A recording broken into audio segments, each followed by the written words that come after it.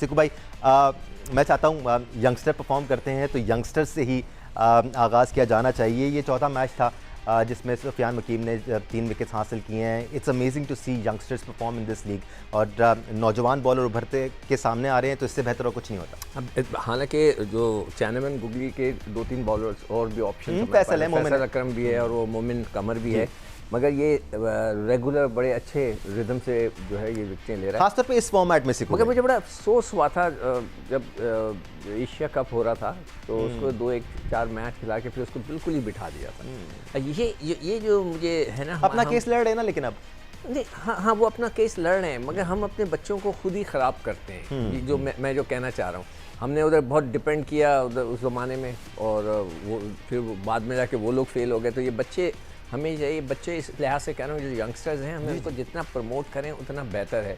तो मुझे बड़ी खुशी है कि स्पिनर्स के अंदर हमारे पास सुफियान जैसा एक लड़का आया है और हमें उसको बनाना है, उसको फ्यूचर के लिए हमें रखना है, इस पर निगाह ज़रूर रखनी चाहिए। वैसे फैसल अकरम भी मुझे बहुत पसंद है। बिल्कुल। मोमिन तो अभी खैर बहुत बच्चा है, अभी अंडर 19 का है। फैसल अकरम शायद लॉन्गर फॉर्मेट के लिए और बेहतर है, 50 ओवर टेस्ट क्रिकेट के लिए थोड़ा लुक के साथ बॉल करते हैं। लेकर आए उसको, ये ना करें वो 40-40 साल वालों को लेकर आने से अब टाइम गुजर रहा है। मतलब हमें फ्यूचर का भी तो देखना है ना। तो अब देखते हैं कि सेलेक्टर्स किस मूड में देखते हैं और ये आगे तक कितना अच्छी बॉल करता है। इस मैच पर मजीद हम इंडिविजुअली प्लेयर्स को डिस्कस जरूर करेंगे, बट अहमद, मैं आपसे भी ओपिनियन जानना चाहूँगा सुफियान मुकीम से मुतालिक, बिकॉज जैसे सिकू भाई कह रहे हैं, सुफियान मुकीम अकेले नहीं है, ये एक बैच है जो कि ऊपर आ रहा है। स्पिनर्स के पोटेंशियल में हमें कमी नज़र नहीं आ रही है इस वक्त पाकिस्तान की सर्किट में, and Sufiyan Muqeem is leading these youngsters. कितना पोटेंशियल है सुफियान मुकीम में फॉर द फ्यूचर?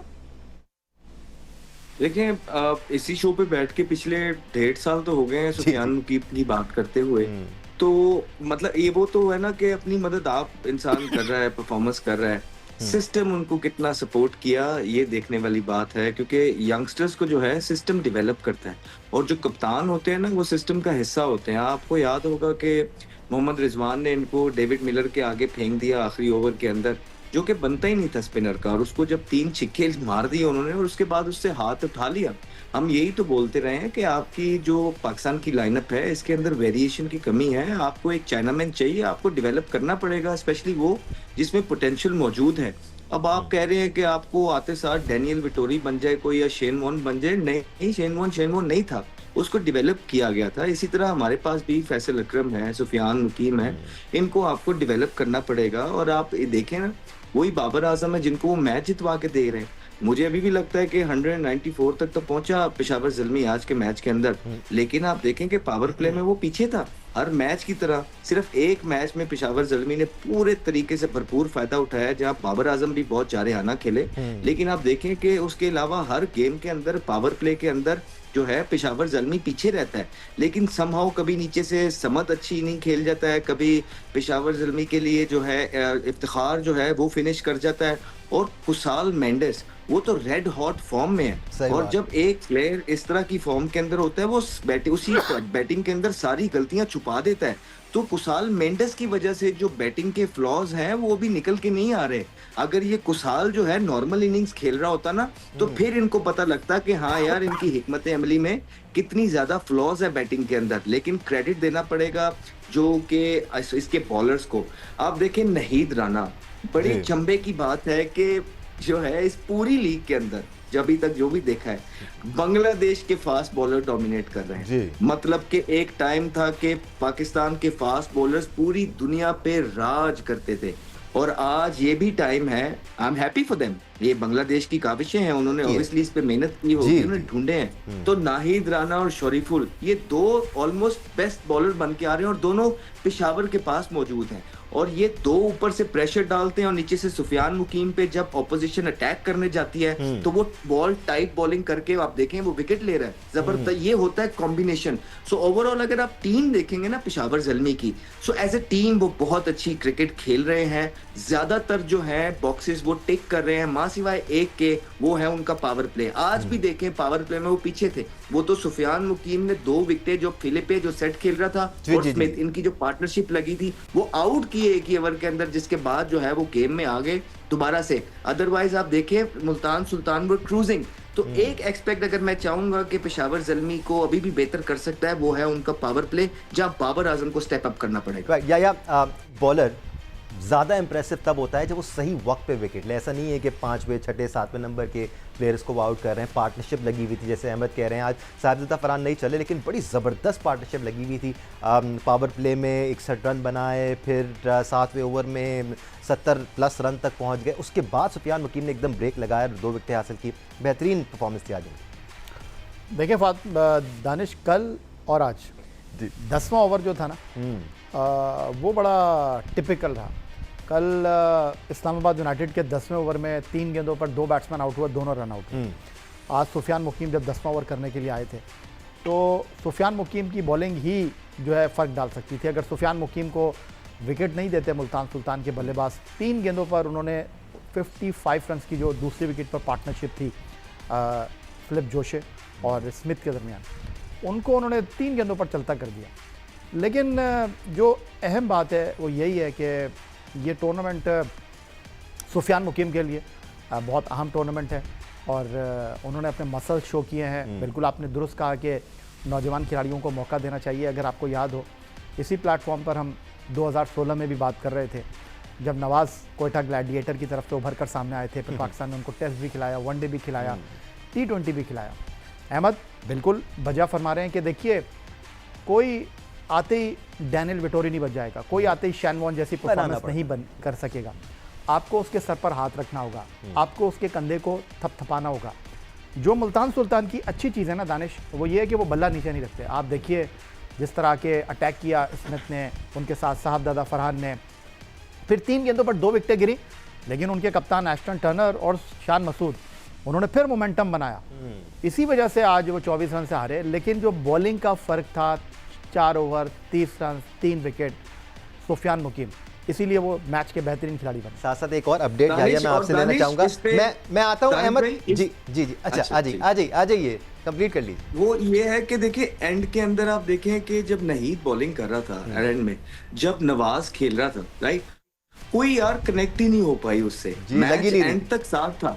हाँ, बड़ा जबरदस्त स्टार्ट लिया आके शान मसूद ने, लेकिन जहां शान की विकेट भी गिर गई ना इफ्तिखार अहमद पे, वो भी टर्निंग पॉइंट था। बिकॉज अगर शान वहां पे खेलते रहते तो इन्होंने आराम से शायद 4-5 बॉलें पहले ही, जिस तरह की फॉर्म के अंदर वो हैं, अच्छा खेल रहे हैं, हर मैच के अंदर वो चिप इन कर रहे हैं, उनके बल्ले पे बॉल आ रहा है, तो 4-5 मैच वो भी बड़ा उदास होंगे शान मसूद के। वहां अगर वो एक्स्ट्रा कर्व की तरफ चले जाते तो शायद उन्हें वो छिक्का खड़े खड़े मारने गए तो शायद वो उसमें मिस हो गए। लेकिन देखें आप, नवाज पहले बॉलिंग के अंदर भी उनकी काफी ज्यादा पिटाई हो रही है और उसके बाद बैटिंग के अंदर भी आज उनके पास चांस था कि वो अपनी टीम को मैच जितवा सके, लेकिन वो Nahid Rana was too hot for everybody in the end. एक बार फिर नाहिद राना का जिक्र हो रहा है, यही मैं आपसे अपडेट जानना चाह रहा हूँ। गालिबन आज नाहिद राना और शरीफुल इस्लाम का आखिरी मैच था, वो अब पेशावर ज़ल्मी को दस्तयाब नहीं होंगे। साथ साथ इस अपडेट के साथ साथ ये अपडेट भी दे दें कि फिर और ऑप्शन क्या हैं पेशावर ज़ल्मी के पास, है कुछ ऐसा उनके पास? देखिए, तीसरे बॉलर का नाम भूल गया, मुस्तफिजुर रहमान, जो लाहौर कलंदर के लिए खेल रहे हैं। जी, तो ये तीनों तो वापस जा रहे हैं। और एक चीज़ जो अच्छी है पेशावर ज़ल्मी के लिए, अब तक वो टूर्नामेंट में कोई मैच हारे नहीं है, टेबल टॉपर बने हुए हैं वो। लेकिन अब आगे आने वाले मैचों में यकीनी तौर पर जो है जेम्स विंस इनको ज्वाइन कर रहे हैं अब आने वाले दिनों में। जी। और जो अहमद बार बार बात कर रहे हैं पावर प्ले की, आज हारिस जिस तरह खेले, लेकिन हारिस अभी तक मेरे समझ नहीं आ रहे हैं कि जिस तरह चले तो चांद तक वरना फिर बिल्कुल जो सिकंदर बख्श साहब कहते हैं, तो मुझे लगता है कहीं कि हारिस को वो बाहर बिठाएंगे। और वैसे भी विकेट कीपिंग जो है वो तो कौशल मेंडिस ही कर रहे हैं। बिल्कुल। तो बाबर आजम के लिए एक और अच्छा मौका होगा कि दूसरे एंड से अटैक होगा। आपने जो सवाल किया कि इनके पास ऑप्शंस क्या हैं, तो बाहर बैठे हुए हैं अली रज़ा, जिनको इन्होंने बाहर बैठाया है इन 2 बॉलर्स की वजह से। चले, लाहौर कलंदर के पास तो हारिस रऊफ बाहर बैठे हुए हैं, बट इनके पास आगे आने वाले मैच जो हैं वो थोड़े से क्रूशल हो सकते हैं, क्योंकि इस्लामाबाद यूनाइटेड कराची से बाहर नहीं जा रही। इस्लामाबाद यूनाइटेड अपने पूरे 10 मैचेस जो है अब अगले चंद मैचेस जो है वो कराची में ही खेलेगी प्लेऑफ में जाने से पहले। तो ज़ल्मी का भी होम ग्राउंड जो है वो नेशनल स्टेडियम कराची ही है, बट इनके लिए मुश्किल ये है कि इनका एक मुश्किल अगले राउंड में मुकाबला है लाहौर कलंदर, कराची के कोयटा ग्लैडिएटर से। वो 3 मुश्किल मैच हैं इनके। तो यहाँ पर अब आज इनके 6 मैच हो गए हैं, 5 ये जीते हुए हैं, 11 पॉइंट इनके हैं। तो अब अगले मैचों से जो इनके 4 मैच हैं वो अहमियत के हामिल होंगे। पेशावर ज़मीन दानिश भाई एक बात ऐड करूं, मैं सिक्कू भाई के पास आ जाऊं, काफी देर से उनसे सवाल नहीं हुआ है, मैं आ रहा हूं आपके पास। ओडीआई चले जाएंगे, नाराज हो जाएंगे। नहीं अहमद ऐसे नाराज नहीं होते। कर लो। जी अहमद पिच इन कर ले। सिक्कू भाई तो हमारे दिलों में रहते हैं सर, दिलों में रहते हैं। सिक्कू भाई ने शफकत का हाथ रख दिया, अब बोले। नहीं मैं बल्कि इसी पे आगे बात भी हो जाएगी कि देखिए हम लोग बात करते हैं ना पिचेस की, कि कराची में पिचेस ऐसे हैं वैसे हैं। आप देखिए 18 बॉलों पे 18 किया बाबर आजम ने, उसके बावजूद भी 194 हुआ है। इसका मतलब है कि अगर बाबर 18 बॉलों पे कुछ 34 रन करते तो ये 200 प्लस का विकेट थी। Absolutely. लेकिन आप चेक, ठीक है ना, लेकिन आप देखिए कि 194 पे मुझे लगता है 20 रन शॉर्ट था पेशावर ज़ल्मी, लेकिन फिर भी मुल्तान सुल्तान वो नहीं कर पाया। इसका यही मतलब आता है कि कहीं ना कहीं कैलिबर जो है वो नीचे है। कहीं ना कहीं हमें अपना, बजाय कि हम विकेट्स को देके, हमने अपना कैलिबर रेस करना है। और पिचेस पे, ये पिचेस जबरदस्त पिचेस हैं, जो जहां बॉल थोड़ा सा फंसता भी है ना, वो इस तरह वाला नहीं फंसता जिस तरह बिल्कुल लेटरल स्पिन होने लग जाता है। एक अच्छे पिच बन रहे हैं जिसमें बैटिंग के लिए भी कुछ ना कुछ मौजूद है, और जब नहीद राना जैसा बॉलर बॉलिंग कर रहा होता है तो बॉलिंग के लिए भी मौजूद है सुफियान मुकीम की तरह। एब्सोल्युटली बैलेंस्ड क्रिकेट देखने को मिल रही है। बट सिक्कू भाई ये जो मसला लाक होने वाला है अभी पेशावर ज़ल्मी को, इस पर बात होनी ज़रूरी है। बिकॉज नाहिद राना और शोरफल दोनों ही टॉप 5 विकेट टेकर्स में हैं इस वक्त, और ये दोनों बड़े रीज़न रहे हैं अलॉन्ग विद सुफियान मुकीम जो उनको मैच जिताते आए हैं। ब्लेसिंग इन डिस्गाइज भी हो सकती है अली रज़ा खेलना, एटलीस्ट पाकिस्तान क्रिकेट के लिए तो ब्लेसिंग इन डिस्गाइज होगी। I am not too sure if it's going to be a blessing in disguise for Peshawar Zalmi. देखो अली रज़ा पहले खेला बिल्कुल इंप्रेसिव नहीं था। कई दफ़ा ये होता है कि एक बॉलर विकटें नहीं दे रहा मगर उसका इम्पैक्ट नज़र आ रहा होता है उसकी। अब अभी जो है, अभी अहमद ने एक बात कही थी कि हमारे बॉलर किधर चले गए, तभी मैं बैठ के लिस्ट बना रहा था कि हमारे बांग्लादेश जैसा मुल्क, उसने इतना ज़बरदस्त बॉलर 149 तो मैंने 151 भी किया आज, 151 भी किया। और ये नहीं है सर, और भी हैं जो लेट 140s में 150 में बॉल कर रहे हैं। तो हमारे पास क्यों नहीं है? मतलब सवाल ये पैदा होता है कि हम हमेशा फास्ट बॉलर्स बनाते थे, वही मोहम्मद अली, वही सलमान इरशाद, वही मोहम्मद वसीम, इस्माइल नया बच्चा आ गया, उबैद, हुनैन, दो भाई सारे 140 में करने वाले वही बॉलर मीर हैं। हमजा, लेट 130, वही जहांदाद, वही आकिब, हारिस रऊफ, 3 विकेटें। तो हमारे पास तो बॉलर ही नहीं है, फास्ट बॉलर है ही नहीं। चलिए तो ये तो बात हो गई। अब मुल्तान सुल्तान जब चेस करे थे, मैं अहमद से एक सवाल करना चाहता हूँ।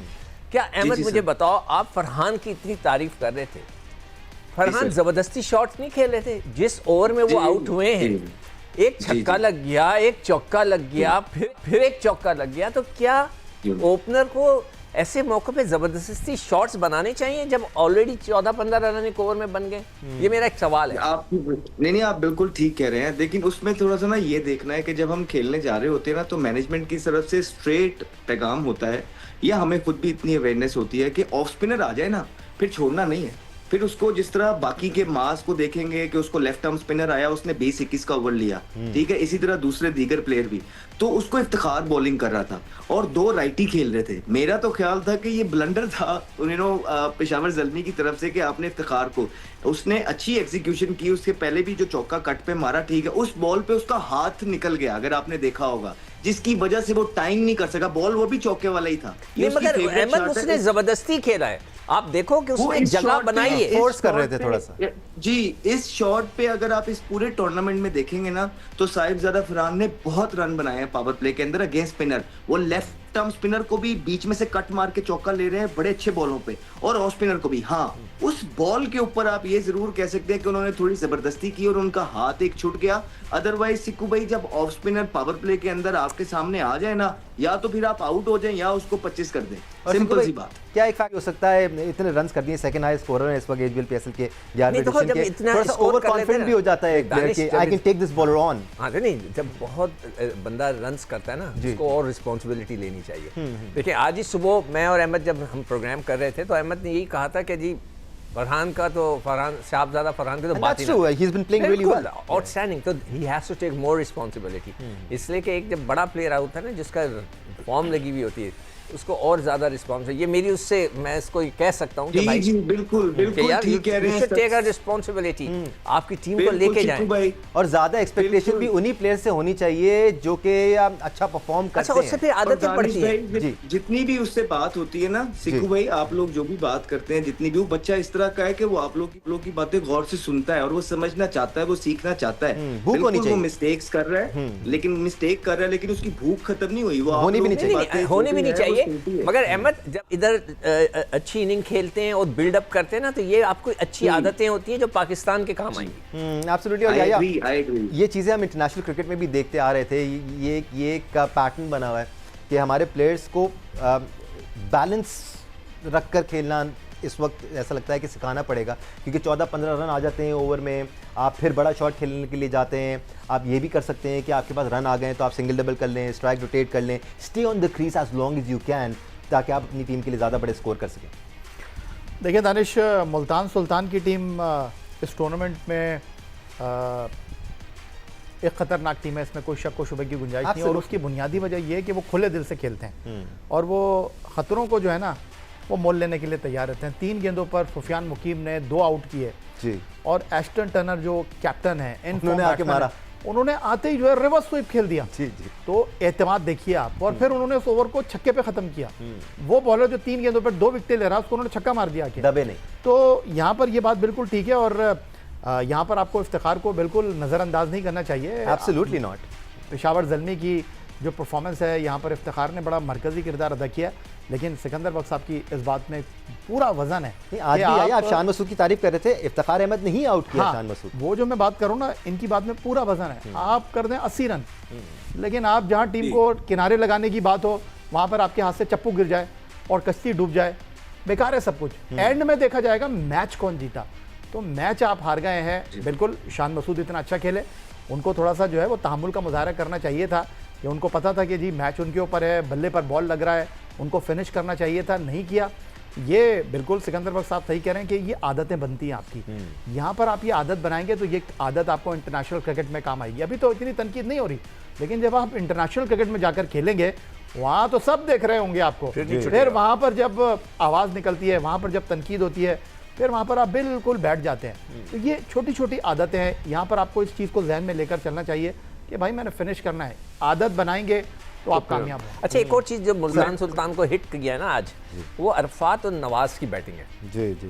मैं एक्सपेक्ट कर रहा हूँ अरफात से, मैं उनको as a good highly rate कर रहे हाँ, हैं। मैं उनको मतलब नहीं, हाईली से मुराद है कि मतलब मेरी नज़रें उनके ऊपर हैं। ठीक है, उनमें वो झलक नजर होनी आई भी है। चाहिए। तो खेले वो अच्छा खेले, नहीं, आज नहीं लगा वही उनसे झलक आपको। नजर आई है ना। मैं एक बात करूं, जो वो झलक नजर आ गई है, तो आ रहा मैं हूं उसको एक्सपेक्ट कर रहा हूँ कि वो भी एक अच्छी इनिंग खेले। Both with the ball and the bat as well. और नवाज इतना एक्सपीरियंस, इतना नहीं, फिनिश करना चाहिए था आज उनको। आज finish I am ready surprise कि उसको क्या हो गया। नहीं अहमद, कोई शक नहीं है, Arafat Minaj is a talented player और अच्छे बॉलर भी हैं, with the bat chip in करते हैं। बट वही बात है कि जिम्मेदारी लेने की ज़रूरत है, खासतौर पे इस नए टैलेंट को, कि आप रियलाइज़ करें कि जी ये सिचुएशन है, इतनी बॉलों पे इतने रन चाहिए, I need to make sure that I win this match for my team. इसमें ये होता है कि देखें, हम ही बैठ के ये बात करते रहे कि यार फॉर एग्जांपल हम बाबर आजम को लेते हैं और हम उनसे यही कहते रहे कि यार भाई आप क्यों इतना 15 ओवर तक खेल रहे हैं, आपका जो काम है वो करें, आप पावर प्ले का फायदा उठाएं, आप फिनिश करने किधर को जा रहे हैं। फिनिश करने वाले प्लेयर्स हमारे पास नीचे मौजूद हैं।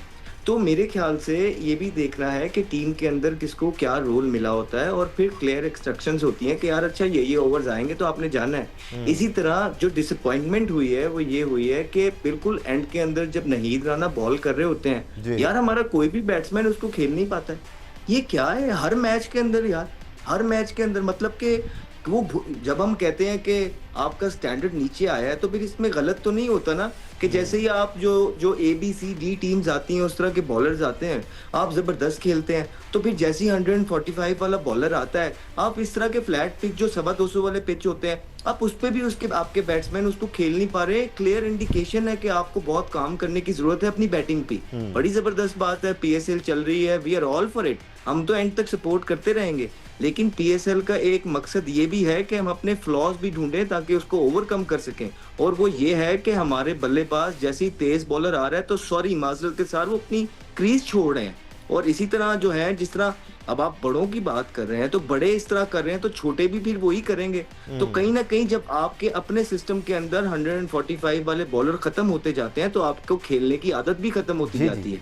सो it's a sign of concern जिसको एज अ कंट्री हमने इम्प्रूव करना है। मेरे लिए तो ये बहुत बड़ा कंसर्न है, बिकॉज बड़ी लेगेसी रही है पाकि, मोहम्मद जाहिद हो, समी हो, शोएब अख्तर हो, शब्बीर अहमद हो, the list is huge, it's long, कि वो बॉलर जो कि 150 प्लस बॉल किया करते थे अब गायब हो गए, अब ढूंढने से नहीं मिलता आपको।